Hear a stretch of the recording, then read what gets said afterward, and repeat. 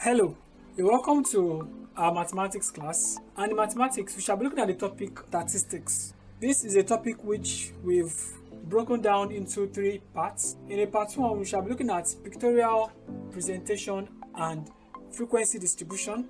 In statistics two, we shall be looking at measures of location.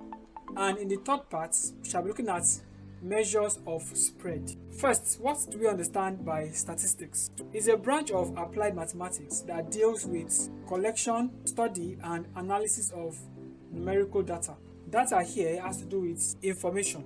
Now, this data can be represented by the use of bar charts, pie charts, pictograms, and then frequency distribution. Frequency distribution can be represented by the use of histograms, frequency polygons, or we could have a frequency curve and cumulative frequency curve, which is also known as ogive.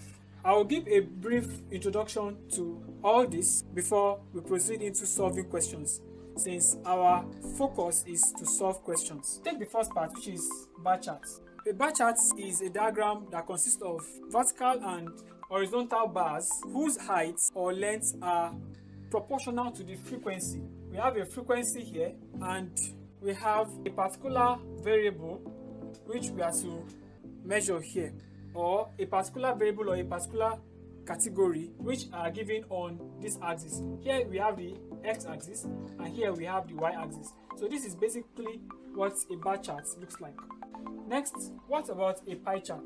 A pie chart is a circular chart with sectors which are marked with areas that represent the proportion of units in each of a set of given categories. And so from here, we could have several sectors of a particular category.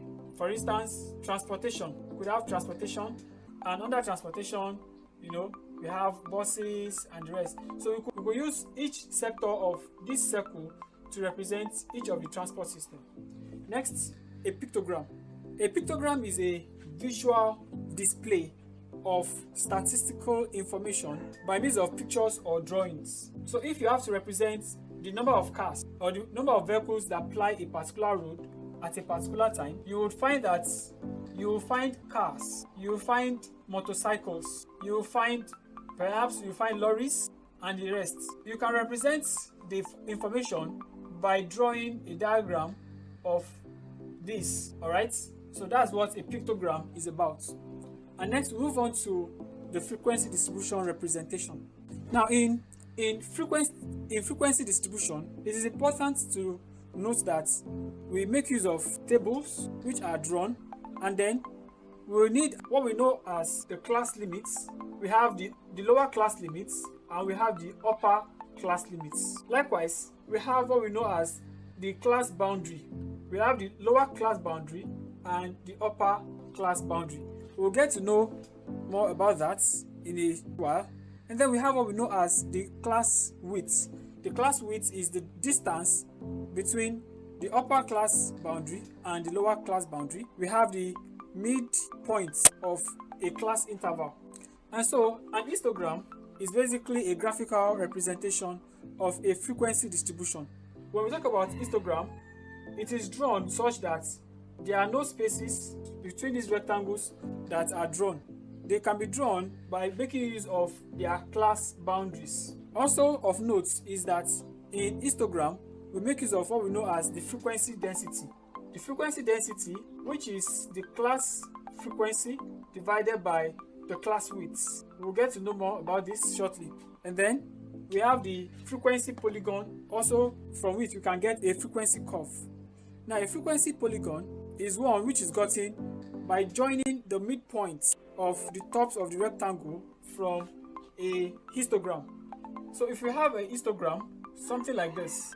Now when we determine the midpoints here and we decide to join them, we join them in order to form a frequency polygon.